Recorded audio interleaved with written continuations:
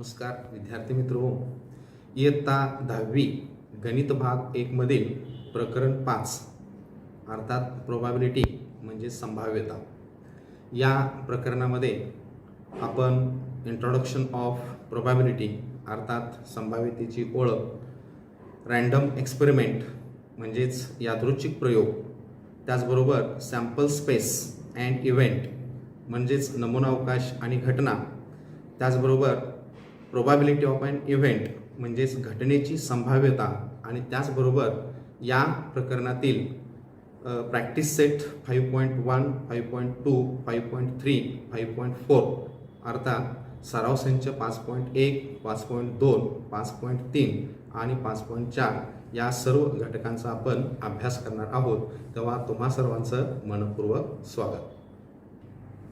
विद्यार्थी मित्र हो, इयत्ता 10वीच्या गणित भाग 1 मधील प्रकरण क्रमांक 5 संभाव्यता अर्थात प्रोबॅबिलिटी या प्रकरणाविषयी आज आपण चर्चा करणार आहोत. प्रथम आपण संभाव्यतेची ओळख करून घेऊया. आता संभाव्यता हा जो शब्द आहे तो शक्यता अशा अर्थाने आपण व्यवहारामध्ये वापरतो. शक्यता वर्तवण्यासंबंधी आपण दैनंदिन संभाषणात पुढील शब्दही वापरतो, जसे की संभवता, बहुतेक, अशक्य, निश्चित, बहुधा, जवळपास, 50-50 इत्यादी. भविष्यातील शक्यतांविषयीची खालील विधाने पहा. आपण म्हणत असतो बहुतेक आजपासून पाऊस पडेल. बहुतेक हा शब्द या ठिकाणी संभाव्यता दाखवतो. महागाई वाढण्याचा संभव आहे म्हणजे संभव हा जो शब्द आहे तो संभाव्यता असा अर्थ त्यातून दाखवते. भारताला क्रिकेट सामन्यात हरवणे अशक्य आहे. अशक्य हा शब्द संभाव्यता याशी संबंधित आहे. निश्चितच मला प्रथम श्रेणी मिळणार आहे. आता या ठिकाणी निश्चितच हा जो शब्द आहे तोही या ठिकाणी संभाव्यता आपल्याला दाखवतो. इंग्रजीमध्ये प्रोबॅबिलिटी जसं की इंट्रोडक्शन आपण पाहूया. We use the following words to express the possibility in our daily conversation. Probable, may be, impossible, sure, nearly, 50-50. Read the following statements regarding predictions. Most probably the rain will start from today. Here the word probably means showing the probability. The inflation is likely to rise. Likely to, this word indicates the meaning of probability. Also, it is impossible to defeat Indian cricket team. Impossible is also indicating the meaning of probability. I will surely get first class. Here the word surely it also indicates the meaning of probability. आता या ठिकाणी संभाव्यतेची ओळख आपण करून घेतली. त्यानंतर या संभाव्यतेमध्ये यादृच्छिक प्रयोग म्हणजे काय ते आपण पाहूया. ज्या प्रयोगात सर्व संभाव्य फलिते अगोदर माहीत असतात पण त्यापैकी कोणत्याही फलिताबद्दल निश्चित भाकीत आपण करू शकत नाही, सर्व फलिते सत्य असण्याची शक्यता समान असते, अशा प्रयोगाला यादृच्छिक प्रयोग असे म्हणतात. आता उदाहरणासह आपण हे समजावून घेऊया. बघा, नाणे फेकले. आता या ठिकाणी जर आपण नाणे फेकले तर त्या ठिकाणी 2 शक्यता असतात. एक म्हणजे छाप आणि दुसरं म्हणजे काटा. म्हणजे नाणं फेकल्यानंतर एका बाजूला छापा असतो आणि दुसऱ्या बाजूला काटा असतो. म्हणजेच आपल्याला एकतर छापा मिळतो किंवा त्या ठिकाणी काटा मिळतो. याचं दुसरं उदाहरण सांगता येईल ते म्हणजे फासा फेकणे. आता फासा फेकल्यानंतर या फाशाला एकूण 6 पृष्ठभाग असतात. जेव्हा फासा फेकला जातो तेव्हा त्याच्या वरील पृष्ठावर एकतर त्याच्यावरती एक हा डॉट असेल, टिंब असेल, किंवा 2 टिंब असतील, किंवा 3 टिंब असतील, किंवा त्या ठिकाणी 4 टिंब असतील, किंवा त्या ठिकाणी 5 टिंब असतील आणि नाहीतर शेवटी 6 टिंब असतील. म्हणजेच फासा फेकल्यानंतर या 6 पैकी कोणती तरी एक शक्यता त्या ठिकाणी निर्माण होते आणि म्हणून हा एक यादृच्छिक प्रयोग आहे. त्याच पद्धतीने 1 ते 50 संख्या लिहिलेल्या कार्डांच्या संचातून एक कार्ड काढणे.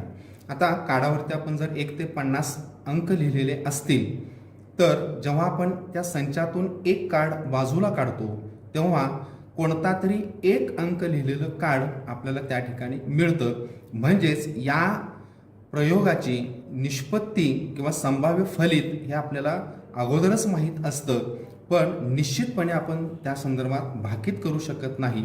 म्हणून नाणे फेकणे, फासा फेकणे किंवा 1 ते 50 संख्या लिहिलेल्या कार्डांच्या संचातून एक कार्ड काढणे ही सर्व यादृच्छिक प्रयोगाची उदाहरणे आहेत. In English, random experiment means what? The experiment in which all possible results are known इन advance but none of them can be predicted with certainty and there is equal possibility for each result is known as a random experiment. Means, for example, tossing a coin. When we are tossing a coin, there are two possible results, that is, one is head and other is tail.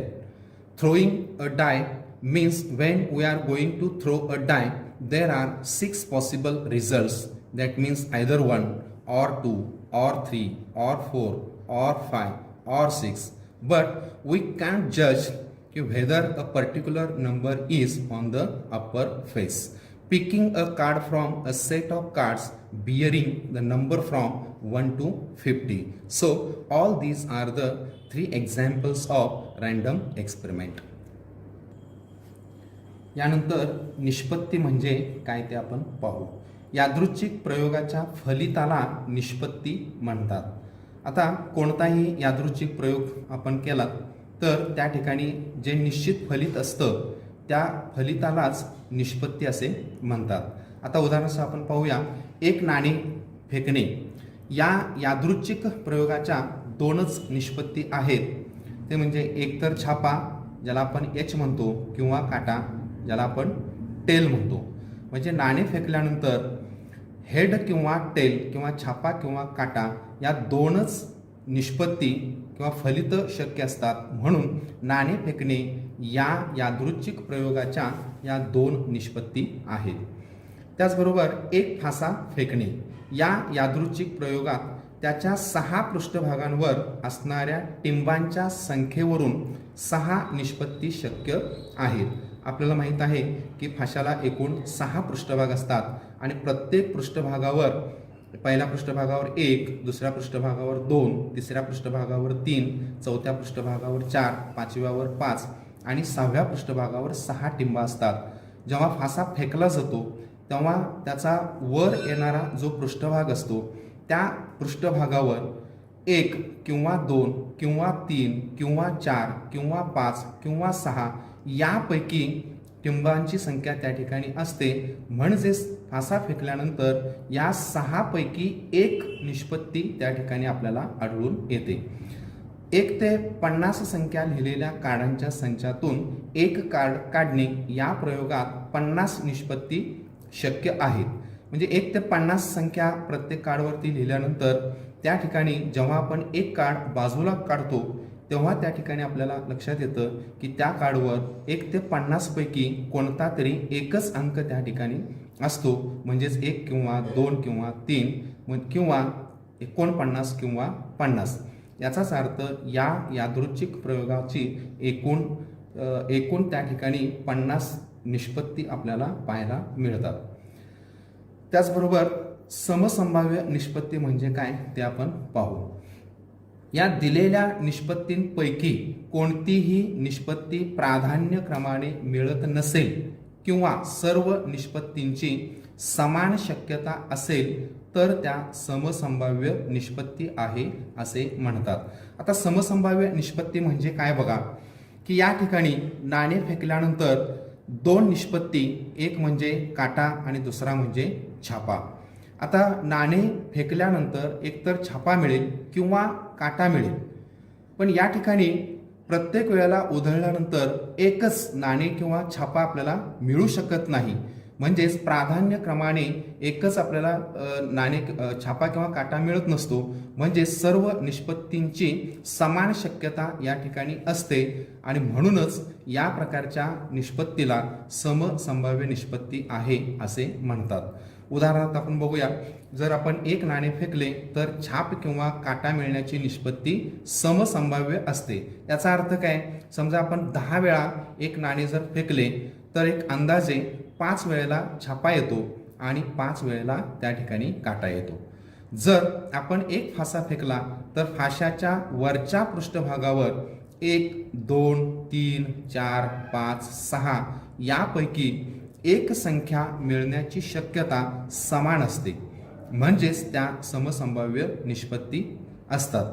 म्हणजे समजा आपण 16 वेळेला हा जर प्रयोग केला तर त्यावेळेला आपल्याला असं दिसेल की प्रत्येक अंक येण्याची जी संभाव्यता असते किंवा जी शक्यता असते ती जवळजवळ समान असते, पण आपल्याला कुठेही असं दिसून येत नाही की प्रत्येक वेळेला एकच कोणता तरी अंक त्या पृष्ठभागावरती येतो. म्हणजेच सर्व क्रमांकांना या ठिकाणी समान संधी असते, म्हणूनच अशा प्रकारच्या निष्पत्तींना समसंभाव्य निष्पत्ती असे म्हणतात. In English, outcome, the result of a random experiment is known as an outcome. Outcome means result of random experiment. We can illustrate with this example. Example number 1. In a random experiment of tossing a coin, there are only 2 outcomes. That means either head or tail. The second example, in a random experiment of throwing a die, there are 6 outcomes. According to the number of dots on the 6 faces of the die, 1 or 2 or 3 or 4 or 5 or 6. In a random experiment of picking a card bearing numbers from 1 to 50, there are 50 outcomes. Then what is meant by equally likely outcomes? A given number of outcomes are said to be equally likely if none of them occurs in preference to others. That means what? We can illustrate with this example. If a coin is tossed, possibilities of getting head or tail are equal. After tossing a coin, there may be a possibility of either head or tail. So this is the equally likely outcome. If a die is thrown, any of the numbers from 1 to 6 may appear on the upper face. It means that each number is equally likely to occur. So all these are the examples of equally likely outcomes. आता आपण शिकलेल्या भागावरती सराव संच 5.1 मधील काही उदाहरणे पाहूया. उदाहरण क्रमांक 1. खालील प्रत्येक बाबतीत किती शक्यता आहेत? आता यामध्ये पहिला प्रश्न आहे बघा, एका आठवड्यातील वार यादृच्छिक पद्धतीने निवडायचा आहे. आता आपल्या सर्वांना माहीत आहे की एका आठवड्यामध्ये 7 वार असतात, म्हणजे सोमवार, मंगळवार, बुधवार, गुरुवार, शुक्रवार, शनिवार आणि रविवार. याचाच अर्थ एका आठवड्यातील वार जेव्हा यादृच्छिक पद्धतीने आपण निवडतो तेव्हा एकूण त्यामध्ये 7 शक्यता आहेत. दुसरे उदाहरण तर दिलेलं आहे पहा, पत्त्यांच्या कॅटमधून एक पत्ता यादृच्छिक पद्धतीने निवडायचा आहे. आता आपल्याला पत्त्यांच्या कॅटमध्ये एकूण 52 पत्ते असतात हे आपल्याला माहीत आहे. याचाच अर्थ जेव्हा त्या पत्त्यांच्या कॅटमधून एक पत्ता आपण काढतो तेव्हा त्या ठिकाणी एकूण 52 शक्यता असतात. म्हणजेच एकतर तो 1 असेल, 2 असेल, 3 असेल, अशी एकूण जी 52 पत्ते असतात त्यापैकी एक शक्यता 52 शक्यता त्या ठिकाणी निर्माण होतात. त्यानंतर उदाहरण क्रमांक 3. प्रत्येक कार्डावर एक संख्या याप्रमाणे 10 पासून 20 पर्यंतच्या संख्या लिहिल्या आहेत, त्यातून एक कार्ड यादृच्छिक पद्धतीने निवडायचे आहे. आता या उदाहरणामध्ये 10 पासून 20 असे अंक प्रत्येक कार्डवरती लिहिलेले आहेत. याचाच अर्थ 10 पासून 20 या दरम्यान एकूण 11 संख्या आहेत. म्हणजेच त्या ठिकाणी जेव्हा आपण एक कार्ड बाजूला करू तेव्हा त्या ठिकाणी 11 शक्यता निर्माण होतात आणि या शक्यता 10 पासून 20 पर्यंतच्या असतील. So we can see the practice set 5.1. तर example number 1, how many possibilities are there in each of the following. So example number 1, any day of a week is to be selected randomly. We know that there are 7 days in a week, and so there are 7 possibilities. Then example number 2, select one card from the pack of 52 cards. We know that there are 52 cards in the pack, so in all there are 52 possibilities. Example number 3, one number from 10 to 20 is written on each card. Select one card randomly. So there are 11 numbers from 10 to 20. That is why, so when we are picking one card, so there are in all 11 possibilities. सराव संच 5.1 नंतर नमुना अवकाश म्हणजे काय ते आपण पाहू. यादृच्छिक प्रयोगात शक्य असणाऱ्या सर्व निष्पत्तींच्या संचाला नमुना अवकाश म्हणतात. उदाहरणार्थ, जेव्हा आपण एक नाणे फेकतो तेव्हा त्या ठिकाणी ज्या निष्पत्ती आपल्याला आढळतात त्या म्हणजे एच म्हणजे हेड आणि टी म्हणजे टेल. आणि म्हणूनच या सर्व निष्पत्तींचा जो संच आहे यालाच या ठिकाणी नमुना अवकाश असे म्हणतात. नमुना अवकाश इंग्रजी कॅपिटल यस किंवा ओमेगा, ओमेगा हे अक्षर ग्रीक भाषेमधील आहे, या चिन्हाने संचांच्या स्वरूपात दर्शवतात. नमुना अवकाशातील प्रत्येक घटकाला नमुना घटक म्हणतात. आता समजा यस बरोबर महिरपी कंसात एच आणि टी.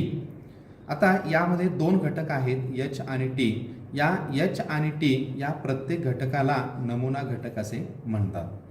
नमुना अवकाश यस मधील एकूण घटकांची संख्या एन यस ने दर्शवतात.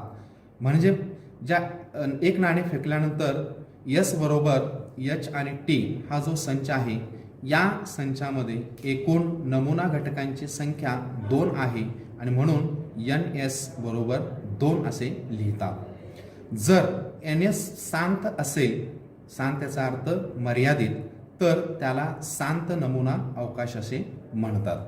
आता या ठिकाणी शांत नमुना अवकाशची काही उदाहरणे दिलेली आहेत.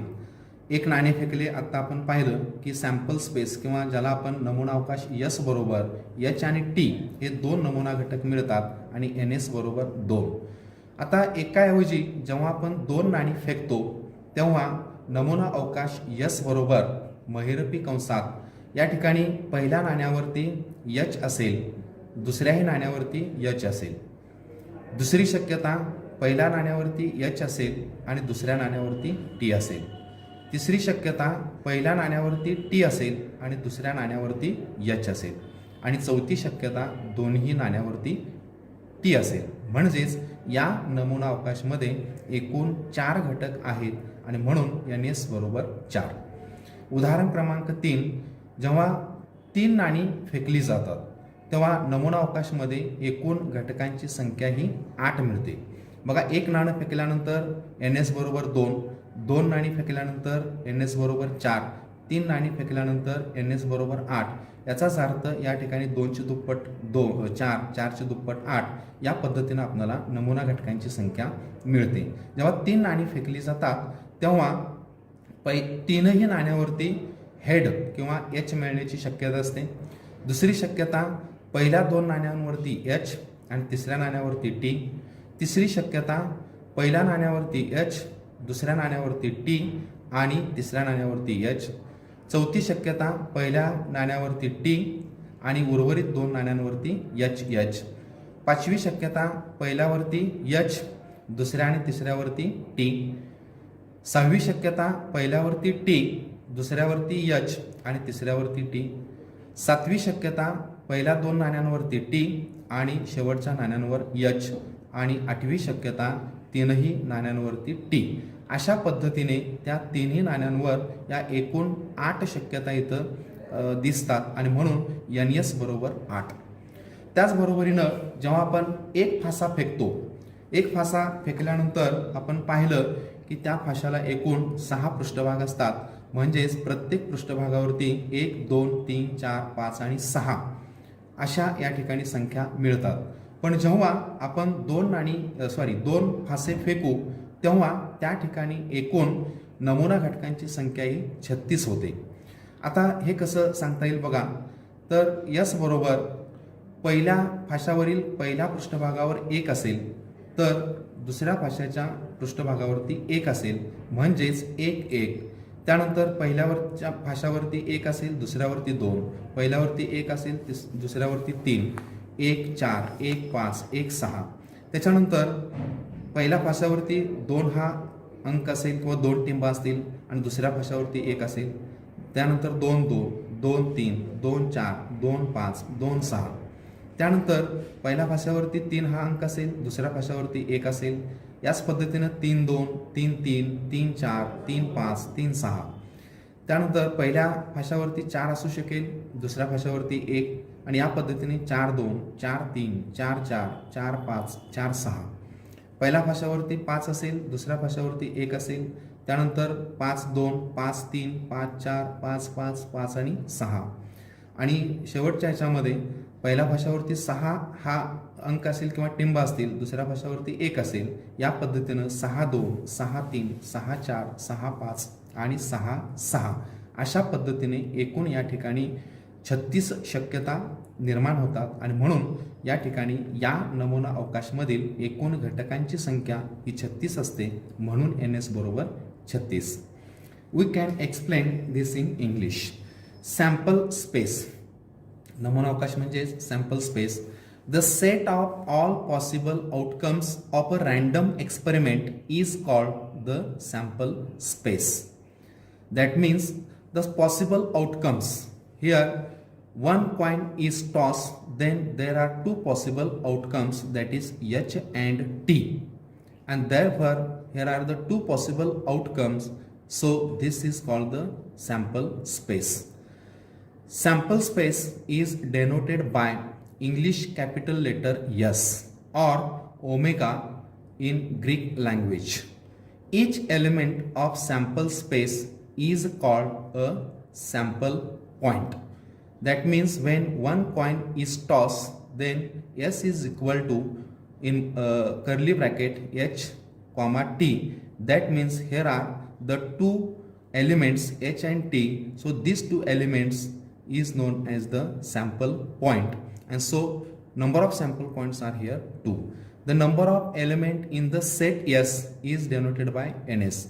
Number of element in the set S is denoted by NS. That means here H and T, these are the two elements in the set S, so this is called NS, and NS is equal to 2. If NS is finite, then the sample space is said to be a finite sample space. Finite means limited. So all these examples are the limited examples of limited finite sets. So first example already we have seen, one coin is tossed, that is sample space is H and T and NS is 2. When two coins are tossed, then there are 4 possibilities. That means H H, H T, T H, T T, and number of sample points there are 4. When 3 coins are tossed, at that time sample space is written as, so H H H, that means H on the first coin, H on the second, and H on the third coin. So H H T, that means H H on the first 2 coins and T on the third coin.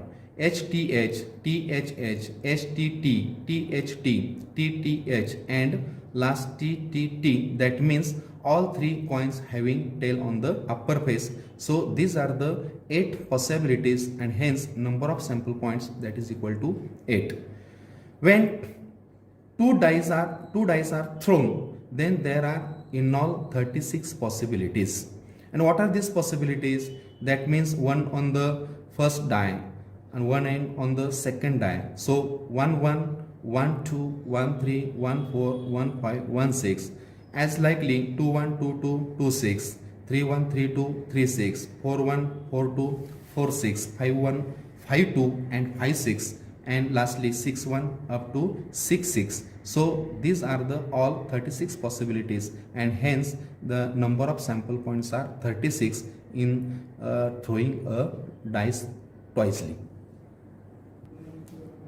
आता हे लक्षात ठेवूया. बघा, एक नाणे दोनदा फेकणे किंवा दोन नाणी एकाच वेळी फेकणे या दोन्ही यादृच्छिक प्रयोगात नमुना अवकाश सारखाच असतो. हेच तीन नाण्यांच्या बाबतीतही सत्य असते. याचा अर्थ काय? जेव्हा आपण एक नाणी दोन स्वतंत्र वेळेला फेकतो किंवा दोन नाणी एकाच वेळेला फेकतो, या दोन्हीही यादृच्छिक प्रयोगात नमुना अवकाश सारखाच असतो, आणि हेच हे तीन नाण्यांच्या बाबतीत सुद्धा सत्य आढळते. याच प्रकारे एक फासा दोनदा फेकणे किंवा दोन फासे एकाच वेळी फेकणे या दोन्हींसाठी सुद्धा नमुना अवकाश हा सारखाच असतो. बघा, let's remember this points are very important. The first point, the sample space for a coin tossed twice is the same as that of two coins tossed. That means when we are tossing a single coin twicely or two coins simultaneously, then the result is same. And this is also same or true for the three coins. Also, the sample space for a die rolled twice is the same as two dice rolled simultaneously. That means when we are rolling one die twicely or two dice simultaneously, the result is same. आता यावर शिकलेल्या भागावरती आपण सराव संच 5.2 या ठिकाणी अभ्यासूया. यामध्ये पहिलं उदाहरण आहे बघा, खालील प्रत्येक प्रयोगासाठी नमुना अवकाश यस व त्यातील नमुना घटकांची संख्या NS लिहा. आता त्यातलं पुन्हा पहिलं उदाहरण बघा, एक फासा व एक नाणे एकाच वेळी फेकणे. म्हणजे या उदाहरणामध्ये काय केलं आहे बघा, एक फासा आणि एक नाणं एकाच वेळेला फेकलेलं आहे. तर अशा वेळेला त्याचा सॅम्पल स्पेस किंवा नमुना अवकाश कसा लिहायचा आणि त्यातील घटकांची संख्या मोजून कशी लिहायची ते आपण बघू.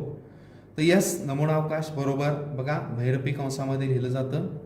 पहिल्या कंसामध्ये H1. याचा अर्थ काय की एक नाणं आणि फासा. आपल्याला माहित आहे की नाण्यावरती H आणि T या दोन निष्पत्ती असतात आणि फाशावरती 1 ते 6 अंक किंवा टिंबा अशा 6 निष्पत्ती असतात.